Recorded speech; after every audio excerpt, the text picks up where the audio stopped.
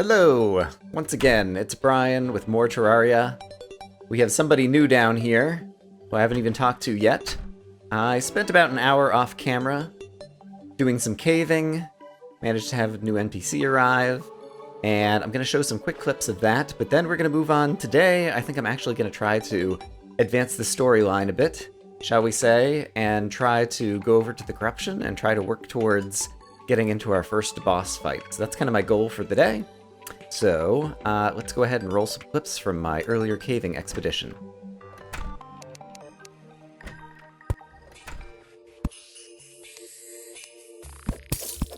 Aha! Hello, Piranha. You are guarding another life heart. What a great start for today. Life crystal! I will consume you and go from 140 to 160. Woohoo!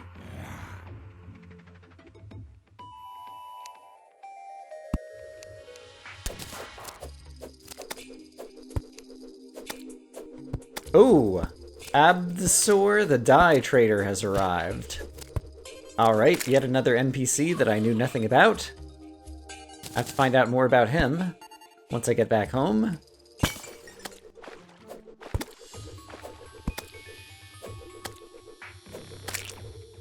Alright. I have found another life heart. Look at it sparkle. And I think I just saw something over in the, bottom left corner of the screen. Yeah, there's some demonite ore glowing over there, and I've discovered that my pickaxe, my platinum pickaxe, is strong enough to mine demonite. And so let's head over towards that, although it looks like there might be a cave in between us and it. But that's the stuff that's glowing blue on the bottom left.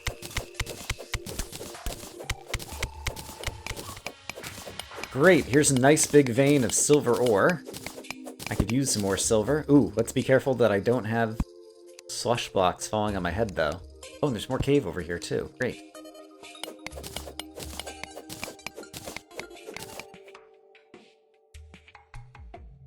Alright, so I haven't talked to this guy yet. Abdesor?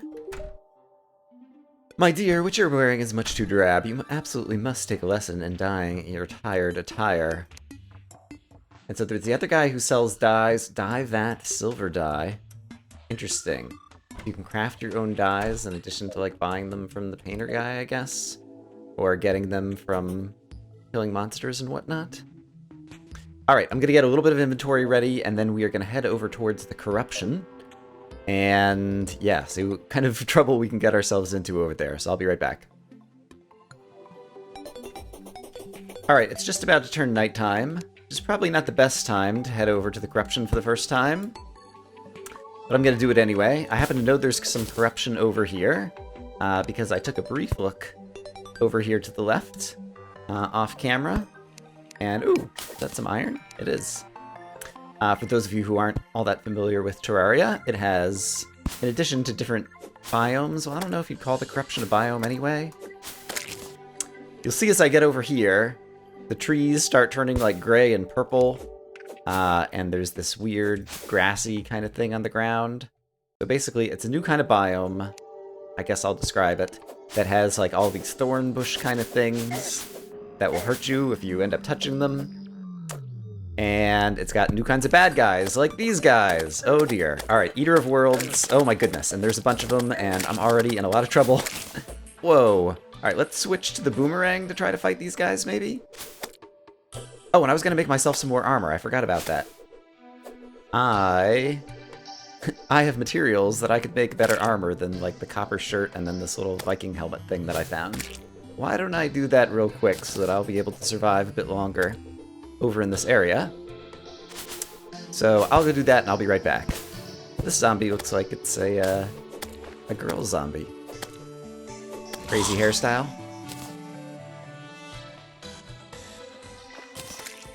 Alright, so one thing that I haven't shown before on camera is I could put on the top hat, for example, in my social equipment. And so this just affects your appearance, but doesn't actually affect the armor rating that you get from wearing these different things. And so I just went and made myself some iron greaves, some pants. I'm going to keep the copper chainmail for right now because I don't have a ton of materials to make some better chainmail. But as a result, with all of this stuff, I think I'm up to about 10 defense, and I think that'll help.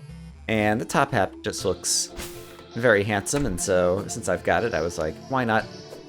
If you got it, why not flaunt it? Alright, but I've got a little bit of extra defense now that I added some pants. And so we're going to go take another stab at the corruption. And these Eater of Souls, Eater of Worlds kind of guys, like they fly around in a somewhat erratic pattern because they really kind of like sweep out great circles in the sky. And with this boomerang having as much range as it does, I think I'll still be able to hit them pretty well. So hopefully that'll help me kill any of these guys that are just kind of like flying around above ground. But then another feature of the corruption is that it causes some like deep chasms in the earth. Oop, alright, I need to make sure I'm knocking these guys back a little bit as they come rushing at me. And then for that, I think the sword is a little bit better because the same... You can do one swing of the sword and like hit and knock back like a bunch of different enemies, and I don't know that the boomerang can do that. I think it just hits one enemy and then bounces right off. Oh man, this is a lot of enemies to try to keep up with in the corruption at night. And so, let's see if I can actually make any forward progress. Got another zombie who's about to come fall down on my head. Alright, let's try switching the boomerang if I can. Come on, hotkeys. There we go.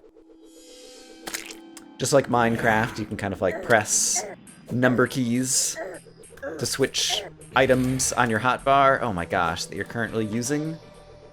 I can like press 4, switch to the boomerang, and so that's specifically the reason that I've got the boomerang in slot 4, is just like in Minecraft, got a hotkey mapped so that F on the keyboard is mapped to 4, and so that's easy for me to press. I put the boomerang in slot 4 so that I could use that same hotkey that I use in Minecraft. Alright, let's just see if I can... Oh my goodness. Try to run past some of these guys. My life is just going down and down and down. Alright, is there something, I guess, other than coming in the daytime? I don't know that there's something else that I can do. I need to heal. Oh my gosh. Alright, I've got a healing potion in my inventory, and so I just took one of those, which gives you... I forget how much life it gives you back. Not enough, though. I'm still having trouble with these guys. Alright, we may have to come back here in the daytime, because it seems like I'm really struggling at night. So maybe I'll make a cut and see you guys then. Alright, as is often the case, I say one thing and then I do another. I saw that there were some falling stars over here, and I would really like to get them because they're valuable. So I'm at least going to run over there and do that. Try to put out some torches. There's one of those chasms that I mentioned in the ground. Alright, that was a good job fighting off that zombie. Oh my gosh, we got so many of these guys chasing after me now. I'm just kind of hurling the boomerang behind me and then hoping on the backswing it'll hit some of these guys. Yeah, this is still too dangerous. Alright, I got my fallen stars. We'll come back in the daytime. Alright, it's likely to still be somewhat dangerous, but in the daytime, perhaps this will be a little bit easier than it was in the nighttime. Let's see what we can manage to do down here. We're going to have to go down into one of these chasms soon. Unfortunately, they can be very difficult to traverse. Use a lot of wood platforms, or I could use some ropes. Eventually, one of the items that you get in this game is a grappling hook, which is super useful for getting around. But I have not yet managed to find all of the materials that I need in order to craft that particular item. And so until then, I'm still very susceptible to falling into big holes where it will be very difficult to get back out of them. And a green slime. I'm not sure if I've seen that color slime before. Probably. It seems like that's an easy enemy. There are kind of like different tiers of slimes as well. Alright, trying to avoid damage from these guys. Ah, they're coming from all these different directions, and the boomerang's kind of slow to reload. I guess while the boomerang's on its backswing, I could always switch to the sword. And then just kind of like use both weapons at the same time. That's kind of a cool strategy, actually. Oops. Alright, yeah, there we go. Alright, and all these stupid thorny bushes that just keep growing back very quickly. Alright, here's another one of these chasms. Gonna try to light up a bit, and then eventually we'll have to try to head down into one of those. Oh man. You guys do a lot of damage still. Alright, let's take a risk try going down into one of these chasms. I'm gonna try to block it off somewhat. I don't know that that really blocks it off, per se. But it's very dark down here, and it's very easy to take a big fall and then die of fall damage. And so let's place wooden platforms in a number of different spots. It looks like there's a tiny ledge right here that I could fall onto.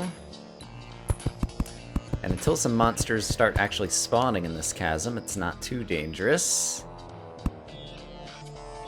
Alright, there's another little ledge right here. Oh, and I hear a worm. Oh, no, no, oh, go! And that's what happens. Dr. Brian Lorgon 111 didn't bounce. You were slain. Alright, well, the good news is I know exactly where I died. It's not that far from where I am. And so we will just try heading back there and see if we have any better luck this time around. Oh, I start with just 100 health. Honestly, if I die, it's probably going to be from a big fall. And so having 100 health or 180 health isn't going to matter a whole lot. And I'm slowly regenerating some life. We'll get the boomerang in hand. We'll use our Hermes boots to go sprinting across. Trying not to take fall damage as we walk back over here. But let's see. Oops, if I can get down here before these guys start chasing me. Great. And, okay. So, how do I go further down here without taking a fall? I'm not sure. I haven't used the ropes enough. Can I, like, throw a rope downwards? Well, I just threw it down to nowhere, apparently. I could place, like, little wooden platforms just a couple of blocks below me so that I can kind of, like, edge my way down very slowly. It seems inefficient. Yeah, I guess usually I have a grappling hook by the time I try to ever explore these things. Alright, but the wooden platforms are working somewhat well. So far, no other bad guys are coming after me. Oh, right! There's a background here. And so I don't have to place the wooden platforms against a ledge necessarily. I can just place them against the background of the world. Alright, I'm gonna need a bunch more of these things. Just hold down the button and craft them. These stack up to 99, so that's good. Alright, so we're making our way down. And the reason we want to go down into these things is because they contain a couple of potentially important things at the bottom. One that I think is down here is a shadow orb. Oh, that was water and a jellyfish. Alright, we'll see if we actually have a shadow orb down here or not. And then sometimes there's like underground corruption caves that kind of link up to a bunch of different places, and so that's the other thing that we might find down here. Okay, there's my rope. I would like to recollect that. Rope coil, great. Just because I'm not sure if I've just been getting ropes out of different bottles and things. Oh, there's my death grave marker down here. Actually, if I'm holding a glow stick, there it is. We can see underground. And then let me go ahead and throw a glow stick on the ground. Is it T to throw? Yes. All right, I need to get some more breath. Hold on. Let's get a breath of fresh air. And then I'm not sure. Oh, I picked up the glow stick again. Darn it. All right, now there's another worm coming somewhere. I hear him. So that whoosh, whoosh, whoosh sound is the sound of a worm. Here he comes. All right, this one's just a normal worm, a little small worm. I think I can handle him. Yeah. One more hit with the boomerang and he will be dead. We talked about the fact that the worms can travel through blocks in the background, unlike most of the other enemies in the player. So while I'm waiting for him to come back, I'm going to go ahead and give ourselves a better platform here. There he is. Aha! You were dead. All right, let's once again try throwing one of these on the ground. And then, can my pick... What is this? Okay, no, this is... I forget the name of the rock. I think it's Ebonstone. And so my pick is not strong enough to break through Ebonstone, but I think a bomb is. Yes. And so I can use a bomb to break through. Once again, Terraria water kind of obeys more real-world water physics. And then you see down there, those are some demon altars. And so, yeah, Ebonstone block I just picked up. Let's see, can I hit this guy from this opening? It doesn't seem like I can. Alright, so I'm just gonna jump down here, fight this guy down here, and I hope for the best. Let's put a torch on the ceiling so we can see a bit better what's going on here. So these demon altars, I think I mentioned in a previous episode, they are like a certain type of crafting station where you can build certain things. So there are... Okay, these are pots that just contain coins and whatnot. And this is one of these underground corruption caves that I mentioned. And further below, I think there might be a shadow orb down here. Yes. So if I throw another bomb here, we may be able to bomb our way down to where the shadow orb is. And if you break a shadow orb, you will find some goodies inside of it. And so that's what I would like to get. Oh, crap. Oh, I almost just blew myself up. Let's make sure we have somewhere safe. Make sure also we don't run out of breath. I can probably just throw the bomb from here. Yeah, it's going to fall down there. Great, let's throw another bomb. This is why the Demolitionist is useful, because especially in the early game when you don't have a powerful enough pick. Okay, and I just broke open the shadow orb. And then we see the message, a terrible chill goes down your spine, and I picked up a musket and musket ball, which is exactly the main reason that I wanted to come down here. Now, assuming that I managed to not die of not having any breath underwater, can I get up there? I need another platform. There we go, come on. Yeah, okay. Alright, can I find a way out of here? There we go. Great. That is exactly why I wanted to come down here. So I think the first 3 shadow orbs that you break always contain, like, the same items. And that, musket and musket ball. Maurice, the arms dealer, has arrived. Is very important, because once you get your first gun of some sort in your inventory, and you have housing, then you get a new NPC character, the arms dealer. And so he has just arrived. I'm going to see if I can make it back home safely, and we will go talk to that guy. Alright, we are back home. Here is Maurice. Make it quick. I've got a date with Caitlin in an hour. Caitlin, I think, is the nurse. I forget. There's like some relationships going on with some of these folks. Mini Shark. 6 range damage, insanely fast speed. Half shark, half gun. Completely awesome. 35 gold. And I have like 2 gold or something. Flintlock pistol, it's only 5 gold. Very fast speed. And then musket balls are relatively cheap. And they are the things that I will need to get if I want to be able to fire the musket a lot. And so I'm going to buy not a ton of them. Alright, I've got 90 musket balls, and let's just so you guys can see what the musket is like. Let's go ahead and get the musket on the bar somewhere here. And let's go find something to shoot with a musket. Oh! The blood moon is rising. Alright. That happened right after I just left you guys. I'm surprised we have another blood moon again. I'm not sure how often they occur. Alright, there's a zombie. Sure, let's try shooting him with the musket. BAM! And that hit him for 24 points of damage. As opposed to... Oh wow, when it's a blood moon, the water turns red. That's interesting. As opposed to my boomerang hits these guys for what? 13, 14, 14. Alright. A lot of my NPCs are gonna die. The NPCs come back after death, and so that's not a big deal. I'm not gonna bother trying to defend them. Instead, once I get myself... So I have like all the zombies on one side of me. Let's kill off a few guys, and then I want to try using the musket a little bit. Just to see... Yeah, I'm hitting these guys for like 10, 11, 13, 14 with the boomerang. And the boomerang was already a pretty good weapon. With the musket... Let's kill off a few demon eyes here. And then try shooting some zombies with the musket again. Oh my goodness. Alright. Musket time. Kablam! 29! 29! 25.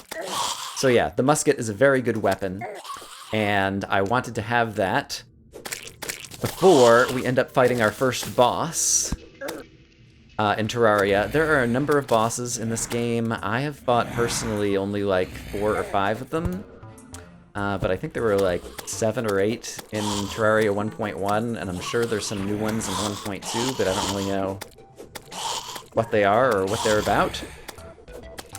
And it is usually the case that the first boss you fight, assuming things have not changed, is a boss called the Eye of Cthulhu, who's a giant eyeball who flies around. And the musket is a very good weapon, I find, against the Eye of Cthulhu. And so I wanted to have that for that particular fight. Alright, here's our new arms dealer guy, who's on the bottom floor and getting assaulted by zombies. But yeah, I think I'm just going to farm some more bad guys here during the Blood Moon, because it's a good way to get some money. Can also get some fallen stars that are falling on the ground at night. So I'll make a cut and see you guys again in a bit. A meteorite has landed. Alright, so I forgot about this. I'm just still out fighting bad guys in the Blood Moon.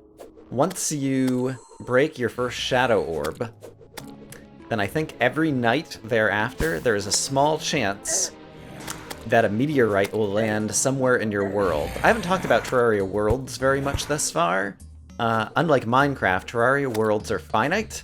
They get created in their entirety when you first start the game. You can create them 3 different sizes, small, medium, or large.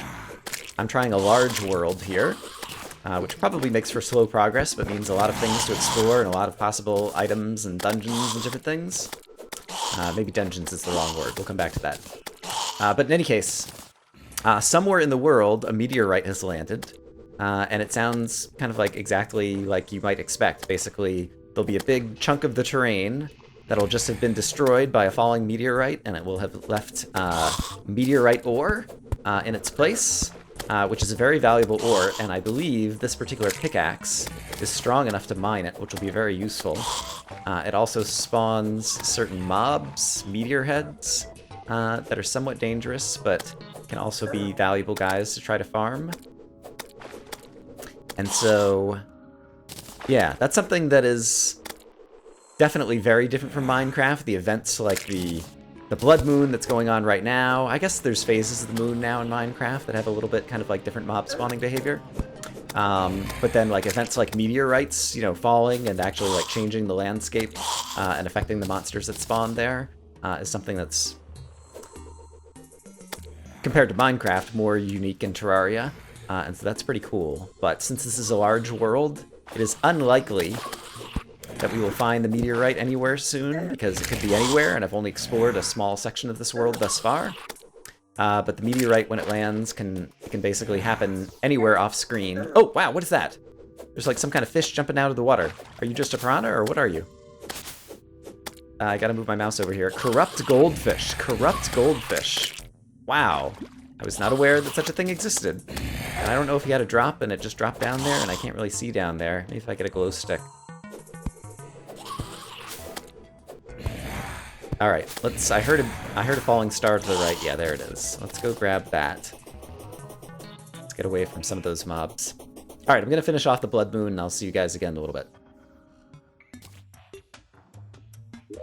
Alright, the Blood Moon is over, and I managed to get another shackle, and an arcane shackle that gives me plus 20 mana. So one of the things that they added, I think this was in the Terraria 1.1 update, was basically, rather than all the items being the same, some of them have random bonuses, like plus 2 defense as a guarding shackle, or plus 20 mana as an arcane shackle. And that was definitely, it was such a simple change, and it's such a great black lens. I don't know what that is. Such a great change to the update, because previously you'd fight, you know, enough zombies that one of them would drop a shackle, and you'd be like, great, and now I own one, and now I don't need any more. And now you go through a Blood Moon and you fight all these zombies, and you actually get, like, bonus shackles that have little differences. But what else did I pick up here?